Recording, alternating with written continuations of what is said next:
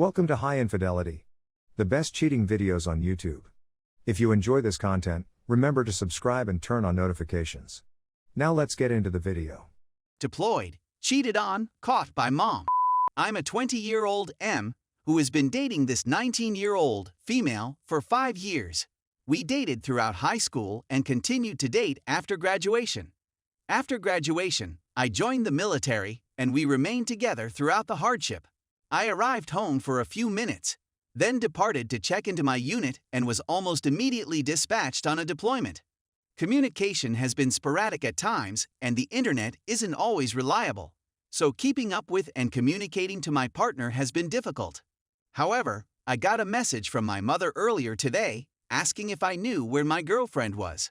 I opened the message, which included a snapshot of my ex-Instagram girlfriend's story, which showed her in bed watching Netflix. My mom is quite low-key on Instagram and does not post much.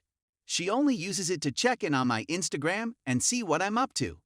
This turned out to be a good thing for me since she was so low-key that when my former girlfriend kept her tail from me, she failed to keep it from my mother.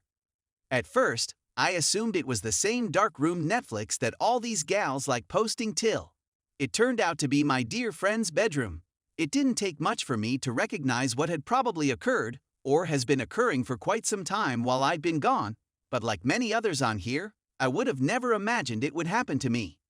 I didn't question any of them, but instead begged one of my best friends to tell me the truth about what had been going on while I was gone, and he ultimately relented when I contacted him on FaceTime weeping and asking for the truth.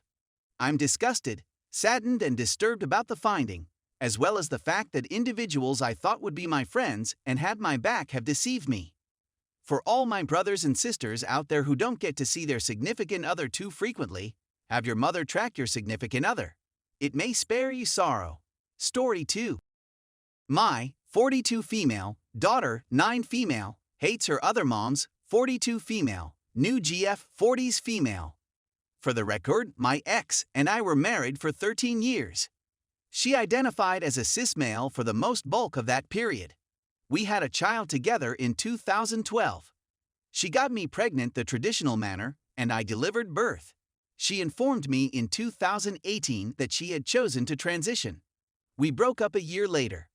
There were some underlying challenges in our relationship related to communication gaps and compatibility, but it all came to a head when she transitioned. Since I'm very straight, she has always identified as queer and dated people of all genders before me. For months, we attempted couples therapy, but I kept coming back to the notion that even if we could solve everything else, she was still a woman, and I'm still not attracted to women, so we called it quits and separated up. We had a pretty pleasant divorce and definitely co-parent. I have primary custody, but we have a shared birthday/holiday. First, because I believed my ex was rushing to introduce our kid to a new spouse, especially when our daughter became bonded so soon. She adored the girlfriend, and she was particularly fond of the girlfriend's pets. But I sat with it and asked myself whether I truly felt my ex would do anything to put our kid in danger, and I determined she was making decisions I wouldn't make. But everyone appeared healthy and happy, and how she manages her relationships was none of my concern. As a result, I remained out of it. After a year, our daughter no longer got along with the girlfriend. The girlfriend does not have children and has formed the opinion that our daughter is explosive, prone to temper tantrums, misbehaving, poorly disciplined, and so on. She's not flawless, but you know what I mean. She's a child. She struggled with anxiety at the pandemic's peak. Her school was closed for more than a year, but she's doing much better now that she's back in regular school. A lot of her bad agreement. We live near to each other and get along very well, and our daughter stays with mom 2 or 3 days/nights a week, depending on her busy work schedule, which exceeds 40 hours per week. We both began dating shortly after our divorce since we were both over our previous relationship. It had been over for long before we formally called it quits. My current partner also has children, and despite the fact that we've been together for almost 2 years, we keep our relationships with each other and our children separate. He's met my daughter and spent some quality time with us, but it's been quite restricted, just a few times. My ex promptly introduced his new girlfriend to our kid, and they all began spending a lot of time together straight away. Almost every time my ex had a custody day, to be exact. They would even stay at the new girlfriend's house on occasion. Once while my kid was here, my boyfriend remained with me. She has never gone to his house. This upset me. Conduct is totally normal for a child her age. For example, if you ask her to do something she dislikes, such as put her socks in the hamper, she will dab on you and remark, "You just got dabbed on," before she puts her socks in the hamper. Yeah, it's irritating to be dabbed on 75 times a day, not an exaggeration, but she's doing what we ask and isn't causing any harm. It doesn't have to be a battle if you don't respond to the dabbing. The girlfriend made the decision that she would not be dabbed on.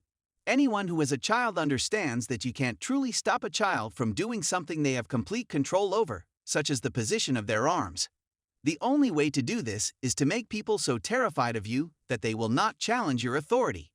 That's not how I parent, and it's not how my ex parented. But that was the hill the girlfriend was willing to die on.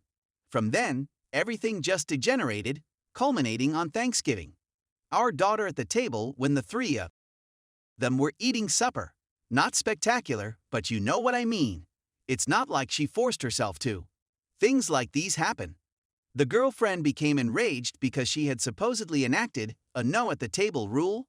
She walked away from the table and went to the restroom until everyone else had finished eating. She then chose a battle with my ex. When our daughter walked out of her room to check what was going on, the girlfriend called her a brat. When our kid began to scream, the girlfriend referred to her as a crybaby.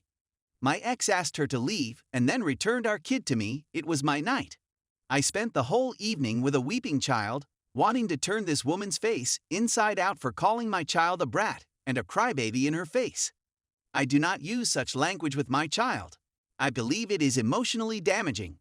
My ex has already begun separating our daughter and the ex. They hadn't seen one another in a few months, so Thanksgiving was a special occasion. She opted to resume their separation. Our daughter, on the other hand, came to me in tears this morning because my ex had informed her they were going to have Christmas dinner with the girlfriend. Our daughter claimed she didn't want to go because she was afraid the girlfriend would destroy her Christmas as she did her Thanksgiving. My ex informed her that she adored her partner and wanted to spend the vacation with her. My daughter revealed that she no longer believes my ex loves her. She believes she loves her girlfriend and that there is no space for her. She said that she would never see the girlfriend again. For months, she has been battling me every time it comes time for custody time with my ex. She is just interested in spending time with me. She claims it's due of the girlfriend, and that even when the girlfriend isn't around, she knows her other mother no longer loves her. I was prepared to keep out of it if my child was happy, but she is no longer happy. I've already gotten her a therapist, which has been beneficial, and I've informed my ex of what our daughter is saying. I'd want to know if there was anything I was doing that made our kid believe I didn't love her anymore. Our daughter has been doing a number of things that show her preference for me. Only wanting me at her doctor appointments, hiding under her bed when my ex comes to pick her up, slamming the door on my ex when she drops her off at my place, etc. My ex has very thin skin and I know this bothers her. I'm concerned that it may exacerbate their connection. Is there anything I can do in this situation? In some respects, I get the impression that this is not my issue to fix. This is my ex's mess, and she must clean it up. But if I can assist in any way, I'd want to, for the sake of my kid. I know my ex loves her and I want her to have positive connections with both of her parents, as well as with any other individuals her parents bring into her life in the long run. I work very hard at threading the needle between emotionally supporting my kid and not attacking my ex in any way, which is difficult when I really believe she is making horrible choices. I don't believe the girlfriend should attend Christmas dinner. When our daughter is not around, they may find another opportunity to celebrate together. I won't see my lover on Christmas since he'll be with his children. I'm not sure. Help.